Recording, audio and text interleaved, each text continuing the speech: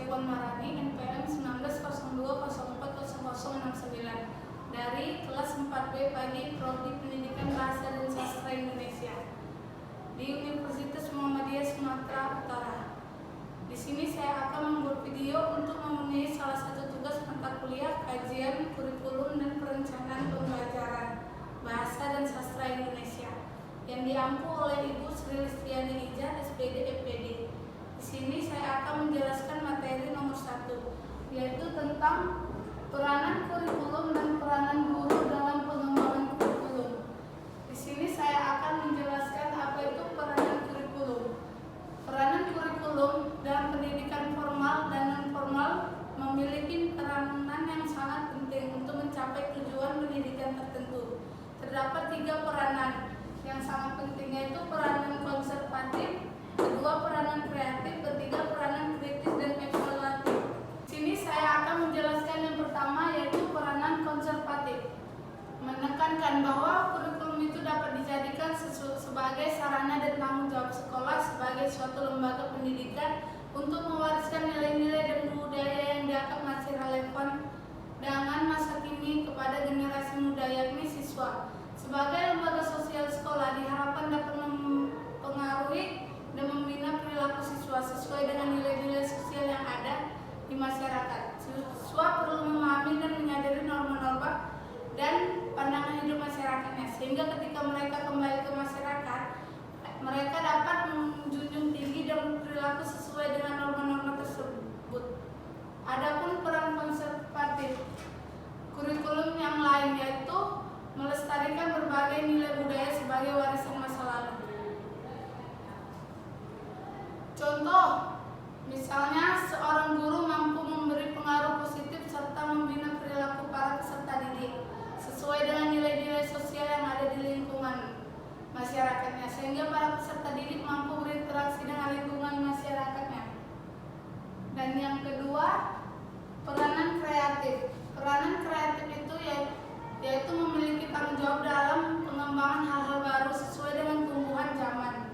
Sebab pada kenyataan masyarakat tidak bersifat statis, akan tetapi dinamis yang selalu mengalami perubahan. Dalam rangka inilah kurikulum memiliki peran kreatif.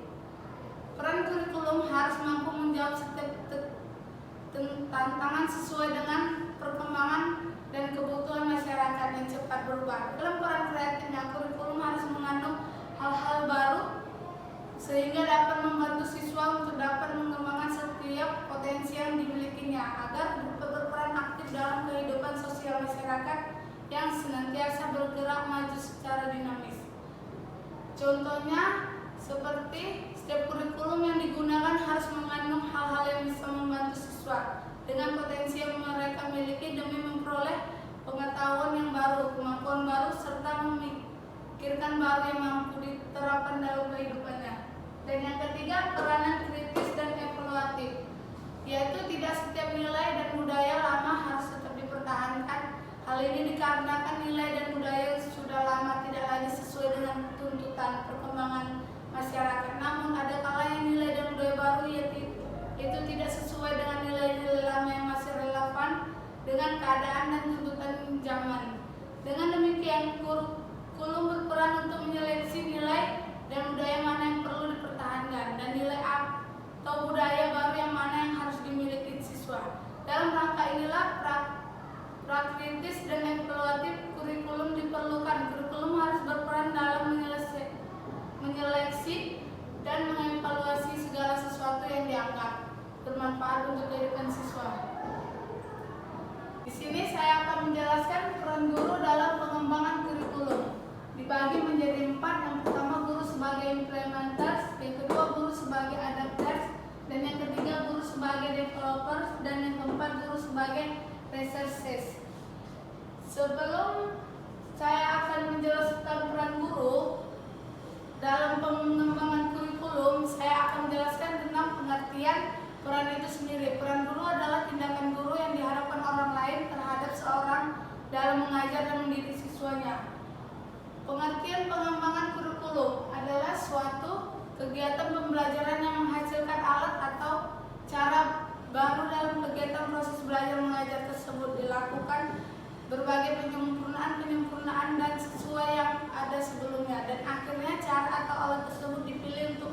dilakukan dengan tujuan agar lebih baik lagi mengenai perangkat bencana. Isi dan bahan pengajaran berikut adalah macam-macam peran guru, antara lain yang 4 ini. Yang pertama, saya akan menjelaskan guru sebagai implementas, yaitu guru berperan untuk menerapkan atau mengaplikasikan kurikulum yang sudah ada dalam melaksanakan perannya, hanya menerima berbagai kebijakan perumus kurikulum. Dan yang kedua, saya akan menjelaskan guru sebagai adapter.